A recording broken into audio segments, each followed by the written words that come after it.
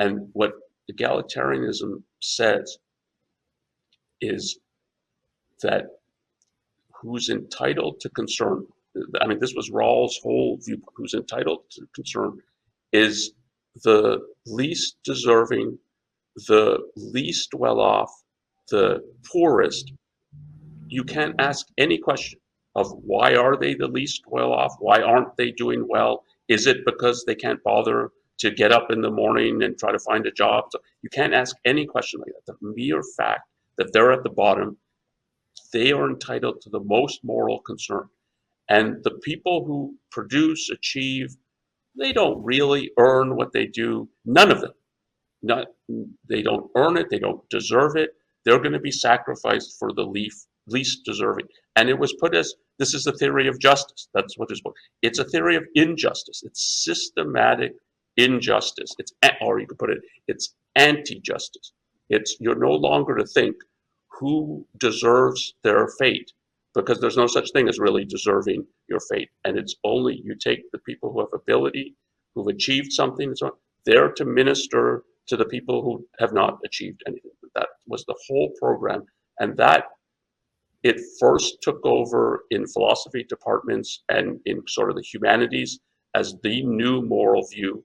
And it has now seeped across the universities. And this is what they learn in their classes, and not just philosophy classes. In basically every class that deals with moral issues, they learn in one way or another this egalitarian framework.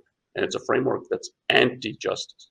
Tying this back to what students learn on campus, and the point we're developing here is that there isn't hypocrisy. What you're seeing, in fact, is the naked essence of the ideas that students have been taught for many decades and that are dominant in academia. If you had a genuine concern for Palestinians, and there are Palestinians who are not aligned with Hamas, who are not aligned with the other factions of the Palestinian movement, who would rather live in freedom. I think there are definitely people like that.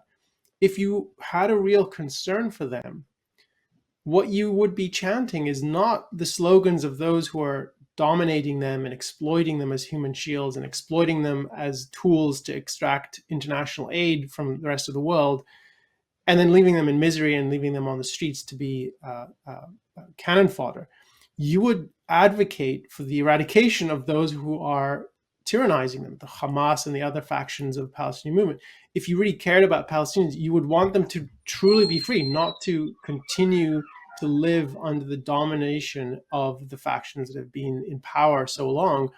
And then, in effect, what these slogans are doing is whitewashing Hamas and presenting, and more than that, they're actually explicitly talking about this. Some of the students are talking about this as justified resistance. Now, none of that is true. That's an abomination.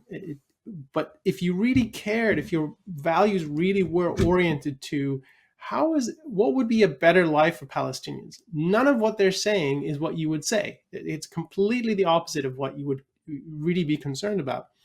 And this issue of, and I think this is partly masked and partly evaded. I think that there's really a confusion in some parts with some students, and I don't think there is with most of the faculty who are pushing it. But that issue is, I think, it goes to the heart of what altruism is. So there's many misconceptions about what altruism teaches and what it implies. But I think Ayn Rand's account, as we've been talking about, it is not truly concerned with people. It is not truly concerned with lessening the burden on people who are suffering for no fault of their own. It really is an orientation to zero. It's an orientation to lack. And in effect, it provides a blank check, or there are many metaphors for how to capture this, but it provides an incredible tool for rationalizing evil and for not being concerned with actual victims.